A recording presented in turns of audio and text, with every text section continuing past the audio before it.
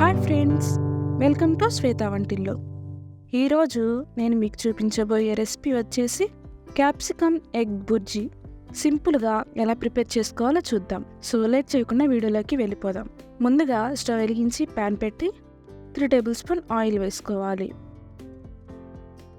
Oil heat అయ్యాక 1 medium size ఉల్లిపాయను ఇలా సన్నగా కట్ చేసి వేసుకోవాలి. ఉల్లిపాయలు బాగా ఫ్రై అవ్వాలి. ఉల్లిపాయలు ఇలా బాగా ఫ్రై అయ్యాక 2 పచ్చిమిర్చి ఇలా సన్నగా కట్ చేసి వేసుకుందాం. ఉల్లిపాయ పచ్చిమిర్చి బాగా ఫ్రై అవ్వాలి.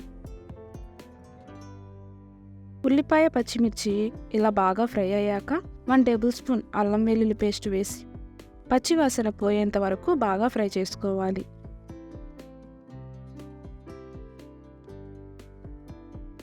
ఇప్పుడు 1 రెమ్మ కరివేపాకు వేసి ఫ్రై చేసుకుందాం.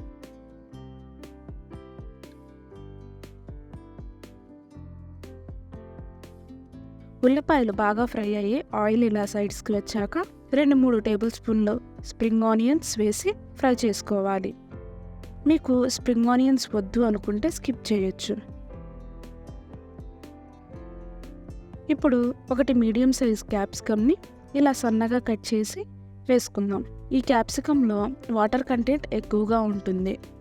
క్యాప్సికంలో వాటర్ ఇంకిపోయి ఆయిల్ సైడ్స్కి వచ్చేంత వరకు బాగా ఫ్రై చేసుకోవాలి.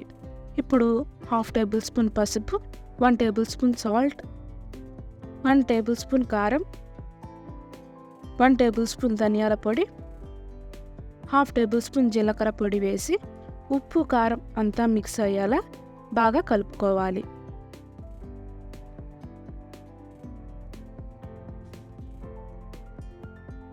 అంతా ఇలా కలుపుకున్నాక ఇప్పుడు మనం ముందుగా పగలకొట్టి పక్కన పెట్టుకున్న ఎగ్స్ని వేసి కలుపుకోవాలి.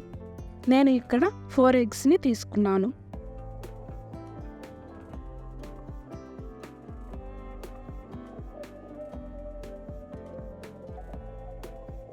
ఇలా చక్కగా పొరుటులాగా వచ్చేలా బాగా కలుపుకోవాలి.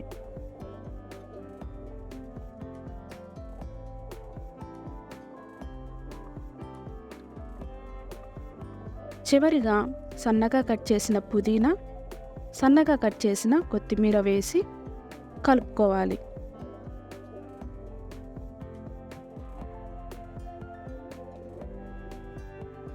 చూసారా, ఇలా బాగా ఫ్రై చేసుకోవాలి. ఈ కర్రీ చపాతీ రోటీస్లోకి చాలా బాగుంటుంది. ఇప్పుడు స్టవ్ ఆఫ్ చేసి ఒక బౌల్లోకి సర్వ్ చేసుకుందాం. అంతే, ఎంతో సింపుల్గా ఉండి క్యాప్సికమ్ ఎగ్ బుర్జీ రెడీ. ఈ వీడియో మీకు నచ్చినట్టయితే లైక్ చేసి, షేర్ చేసి, సబ్స్క్రైబ్ చేయండి.